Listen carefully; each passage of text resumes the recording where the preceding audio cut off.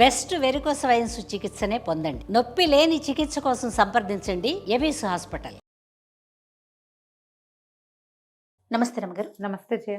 రమ్మగారు, నట్స్ అలానే dry fruits చాలా మంచిది, మనందరికీ తెలిసింది. చాలా హెల్త్ బెనిఫిట్స్ ఉంటాయి. అయితే వాటిని తినటంలో కూడా ఒక పద్ధతిని పాటించాలి. ఎవరిష్టం వచ్చినట్టు వారు ఇది హెల్తీ కదా అని చెప్పేసి దీనికి ఏమీ ప్రిస్క్రిప్షన్ అవసరం లేదు కాబట్టి గుప్పిళ్ళు గుప్పిళ్ళు తినేయటం, దీనివల్ల కూడా కొన్ని ఇబ్బందులు ఉన్నాయని నేను విన్నానండి. మీకు తెలిసిన ఇన్ఫర్మేషన్ ఏది ఉంటే ఒకసారి షేర్ చేయండి. ఆరోగ్యానికి మంచిది జయ.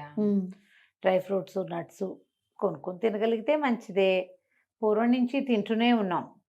ఇప్పుడు బాదాము అవి బాగా వాటికి అడ్వర్టైజ్మెంట్ పెరిగి బాదాము చాలా విపరీతంగా తింటున్నారు. మనం పల్లీలు తిన్నా బాదాం తిన్నట్టే, ఈక్వల్ టు బాదామే. అదేం తక్కువేం కాదు. పల్లీలు ఇంకా చీప్ కూడా కదా. అవునుగా. ఈ డ్రై ఫ్రూట్స్ మనకి నట్స్ అనగానే ఖరీదు కనపడుతుంది. డ్రై ఫ్రూట్ అవి నట్స్ తాలూకు షేప్ని బట్టి అవి పనిచేసే శరీర అవయం గురించి చెప్తారు. ఈ మన కొన్ని రకాల నట్స్ తింటే బ్రెయిన్కి మంచిది, కొన్ని హార్ట్ హెల్త్కి మంచిది, అలాంటి లివర్కి మంచిది, అలాంటివి చెప్తారు కదా. ఏవైనా సరే మీరు ఏమైనా తినండి, మోతాదుగా తినాలి. అది సర్వత్రా వ్యర్థయ్యేది. అన్నం మంచిదని ఇంత తింటామేమిటి? కాదు. పళ్ళు కూడా ఎక్కువ కాదు, కొన్ని తినాలి, ఈ సమయంలో తినాలి అనే నియమం దేనికైనా ఉంది. అవునా అండి? ఇప్పుడు వీటికి కూడా డ్రై ఫ్రూట్ ఇప్పుడు నట్స్ అనుకో జయ, రిచ్ ప్రోటీన్ కదా. అవును, రిచ్ ప్రోటీన్. ఇంత కొలత ప్రకారమే తినాలి, ఇన్నేసి తినకూడదమ్మా. అవి ఎవరు తినచ్చు? బాగా ఎక్సర్సైజు, ఎక్కువ జిమ్ చేసేవాళ్ళు, చాలా శారీరక శ్రమ ఉన్న వాళ్ళు. మనకేమి జనరల్ పీపుల్, నీకు నాకు శారీరక శ్రమ ఏముందో చెప్పు? ఏమీ లేదు కదా. ఒక అరగంట నడిచామంటే చాలా ఎక్కువ మన ప్రాణానికి. మనం ఏం చెయ్యము, మోతాదుగా తీసుకోవాలి. బాదం పప్పులు, అసలు మా తోడుకోడలు అయితే డాక్టర్ కదా, మా కో సిస్టర్, 3 బాదం పప్పులు అని చెప్తుంది పర్ డే. అంతే. 2 అసలు పిల్లలు చిన్నప్పుడైతే 2 నానబెట్టి తినేవాళ్ళం. ఇన్ని బాదం పప్పులు తింటాం. మనం అడ్వర్టైజ్మెంట్లో చూస్తాం, ఏమిటో ఇట్లా తీసి చూపిస్తూ ఉంటారు ఇన్ని తినమని. అదైతే కాదమ్మా. తను 2 లేదా 3. సోయాలు కూడా నానబెట్టి ఉడకబెట్టి తినమంటారా? 2 లేదా 3 అంటుంది, మాక్సిమం 5. అంతకంటే సోయాలతో కూరలు చేసుకుని తింటాలి, అవి అంత మంచిది కాదండి అంటుంది ఆవిడ. మరి ఇప్పుడు ఇవి తింటాము, వాల్నట్స్ ఒకటి అంటే 2 విడిపోతాయి కదా, అంటే 2 అనమాట, 2 ముక్కలు. ఒక 3 బాదం పప్పులు, 2 జీడిపప్పులు, ఒక 10 గ్రామ్స్ 20 గ్రామ్స్ పల్లీలు చాలు. అంతకంటే తినకూడదు. అవన్నీ డైజెస్ట్ కావాలి కదా, డైజెస్ట్ అవ్వాలిగా. మళ్ళీ వీటి డ్రై ఫ్రూట్స్ నానబెట్టి తినటం అవసరం అని చెప్తారు. పల్లీలు కూడా మీరు నానబెట్టి తింటే భలే రుచిగా ఉంటాయి. వాటి అరుగుదలలో తేడా కూడా ఉంటుంది. మామూలుగా ఇవి జీర్ణక్రియని మెరుగుపరుచుతాయి, జనరల్గా జీర్ణక్రియని పాడు చేస్తాయి కూడా. ఓకే. డ్రై ఫ్రూట్స్ ఏమో జీర్ణక్రియని మెరుగుపరుస్తాయి, నట్స్ ఏమో జీర్ణక్రియని పాడు చేస్తాయి ఎక్కువ తింటే. మోతాదు మించకూడదు. పిల్లలకి ఇన్నేసి బలం అని పెట్టకండి. డ్రై ఫ్రూట్ లడ్డు అయితే 1 రోజుకి అంతే. మనం కూడా డ్రై ఫ్రూట్ లడ్డు చేసి చూపించాం, మన ఛానల్లో ఉంది. 2 రకాల డ్రై ఫ్రూట్ లడ్డూలు చేశాను నేను.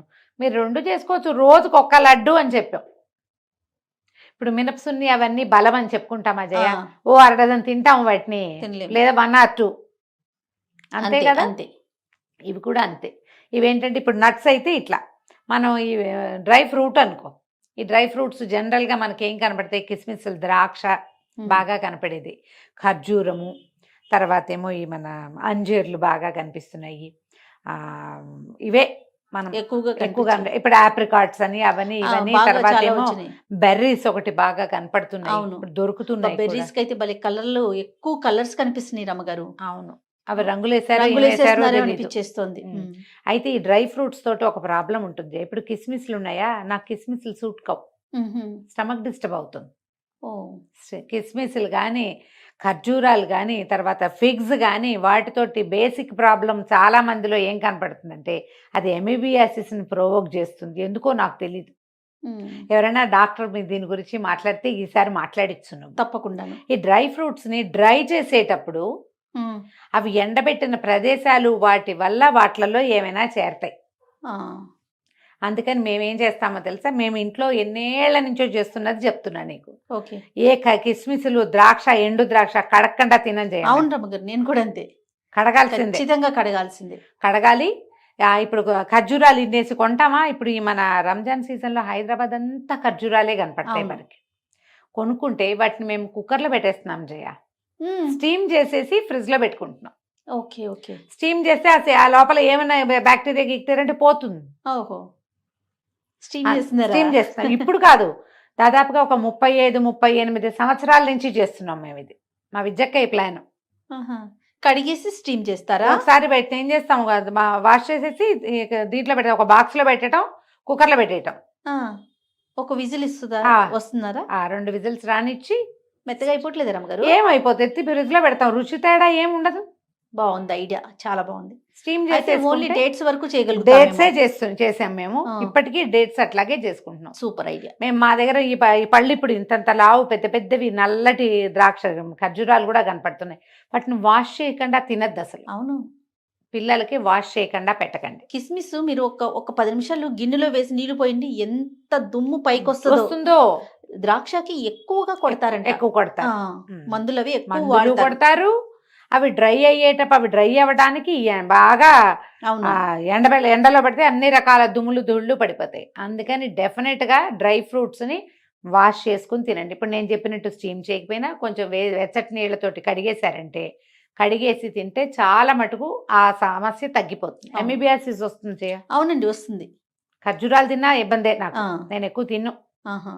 ఒకవేళ ఈ సీజన్లో కొంటాం బాగా, అవునవును. అవి పైగా వస్తుంటాయి గిఫ్ట్లు కూడా. అవును, చాలా మంది తెచ్చి పెడుతూ ఉంటారు, వాష్ చేసుకుని తింటారు. మంచి ఐడియా.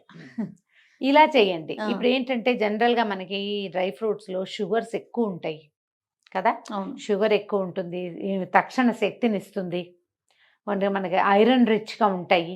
ఇవన్నీ ఒంటికి అవసరమే, కానీ వీటికి కూడా మోతాదే కావాలి. రోజుకు ఒక 30-40 గ్రాములు మించి తినకూడదు. 30 గ్రామ్స్ అంటే ఏమో అన్నేస్తాయి ఏమిటాయి కదా వచ్చేది. ఆకలి తీరేలాగా తిందామనే ధోరణి చేయపోకండి. ఎస్. తర్వాత వీటిని పగటిపూట తినటమే మంచిది, రాత్రిపూట పనికిరాదు. నట్స్ అయితే మాత్రం మార్నింగే చెప్తారు మార్నింగే కదా, హై ప్రోటీన్ కాబట్టి. మీరు ఇవి కూడా డ్రై ఫ్రూట్స్ కూడా సాయంకాలాలు తిన్నారంటే మీకు జలుబు చేసే అవకాశం ఉంటుంది. ఓకే. తర్వాత ట్రైగ్లిజరైడ్స్ అవి పెరుగుతాయి అంటారు. ఏదైనా డయాబెటిక్ సమస్యలు ఉంటే అవి ఏమైనా పెరగచ్చు. ఎప్పుడు ఆయుర్వేదం వాళ్ళు కూడా డ్రై ఫ్రూట్స్ని పగటిపూట డే టైమే తినాలంటారు. బ్రేక్ఫాస్ట్తో పాటు అన్ని డ్రై ఫ్రూట్స్ తినచ్చు, లంచ్తో పాటు తీసుకోవచ్చు. ఈవినింగ్ స్నాక్ లాగా 4 గంటలకు 5 గంటలకు తింటాం కదా, అప్పుడు కొన్ని తినచ్చు. మీరు ఈజీగా ఏంటంటే వాటిని కొంచెం కాస్త ఒకసారి నీటిలో వేసి ఒక 5 నిమిషాలు వదిలేసి శుభ్రంగా వాష్ చేసుకుని తినేసేయండి. ఇప్పుడు మనకి నట్స్ ప్లేస్లో కొత్తగా పుచ్చగింజలు అవి వచ్చినాయి కదా, గుమ్మడి గింజలు, ఇవి కూడా తినే కల్చర్లోకి వచ్చేసాం. నిజంగా ఇదివరకు తినేవాళ్ళం కాదు. ఇప్పుడు జయ పుచ్చగింజలు తెలియదు కానీ గుమ్మడి గింజలు మాత్రం మా ఇంట్లో మేము గుమ్మడి వాడతాం బాగా. మేమే కాదు, కొన్ని రకాల కమ్యూనిటీస్లో ఖచ్చితంగా గుమ్మడి వాడతారు. బూడిద గుమ్మడి, పచ్చ గుమ్మడి 2 రెగ్యులర్ కూరల్లో ఉంటాయి జయ. అవును, చాలా తరచుగా. మేము వడియాలు కూడా ఎక్కువ పెట్టుకుంటాం. గుమ్మడి వడియాలు పెట్టుకుంటాం. గుమ్మడి పళ్ళు కాస్తూ ఉంటాయి మాకు ఇళ్లలో ఉండేవి, ఎప్పుడు తింటాం. ఈ గుమ్మడికాయ ఒకసారి కొట్టామంటే అందులో ఉండే గింజల్ని ఒలుచుకుని తినే పనిలోనే ఉండేవాళ్ళని జయ మేము. ఆ గింజలు ఎప్పుడు పారేసిన అలవాటే లేదు. నేను రైతు బజార్ నుంచి 10 రూపాయలకు ఒక గుమ్మడికాయ ముక్క తెస్తాను పులుసులో. కానీ ఈ తెచ్చిన దాంట్లో నుంచి ఏం చేస్తాను, గింజలు తీసి పక్కన పెట్టి ఒకసారి వాష్ చేసి ఇట్లా బాల్కనీ గట్టు మీద పెడతా. మా సచ్చివతి కూడా ఒలుచుకుని తినేస్తుంది. గింజలు ఒలుచుకుని ఒక 6-8 పప్పులు నేను తింటాను, పిల్లలు పెడతాను. మేము ఏనాడు గుమ్మడి గింజలు పారేయలే. ఇప్పుడు వచ్చినాయి, అదే నేను చెప్పాను. కానీ మాకు ఎప్పటి నుంచో అలవాటు. అదే చెప్పట్ల కొన్ని కమ్యూనిటీస్ లో రెగ్యులర్ గా అలవాటు. ఇప్పుడు కొత్తగా మిగతా వాళ్ళు కూడా అందరూ ఇప్పుడు బాదము, పిస్తా ఇవన్నీ ఎలా తింటున్నారో గుమ్మడి గింజలు, పుచ్చ గింజలు కూడా అవి కూడా నట్స్ లో కలుపుకొని తినే కల్చర్కి వచ్చాం. లడ్డూలు చేసేటప్పుడు కూడా అవి కూడా వాష్ చేసుకోవాలండి. వాటిని కూడా వాష్ చేసుకోవాలి. ఎందుకంటే మీరు బయట నుంచి తెచ్చారంటే తప్పకుండా వాష్ చేసుకోవాలి. మనం ఇంట్లో కొట్టుకుంటే ఓకే, కానీ కొట్టుకోవడం ఎక్కడ కుదురుతుంది? వీటిని ఈజీగా ఏం చేయొచ్చు అంటే నేను ఇది వరకు కూడా చెప్పా, తడి బట్ట చెప్పారు అట్లా శుభ్రంగా తుడిచేసేయండి. వాటిని కొంచెం అట్లా వేయించండి, తినడానికి చాలా బాగుంటాయి. గుమ్మడి గింజలు కానీ, పుచ్చ గింజలు కానీ, దోస గింజలు కానీ. దోస గింజలు కూడా దొరుకుతున్నాయి కదా మనకి, తర్బూజా గింజలు పొడుగ్గా ఉంటాయి, అవి కూడా దొరుకుతాయి. వీటిని వేటినైనా అలాగా కొంచెం తేలికగా ఒట్టి మూకుడులో వేయించండి, నోట్లో వేసుకుని తినడానికి మహా బాగుంటాయి. మీరు పచ్చివైతే పిండి పట్టుకున్నట్టుండి విసకటగా ఉంటుంది, ఎందుకు తిన్నారా దేవుడా అనిపిస్తుంది.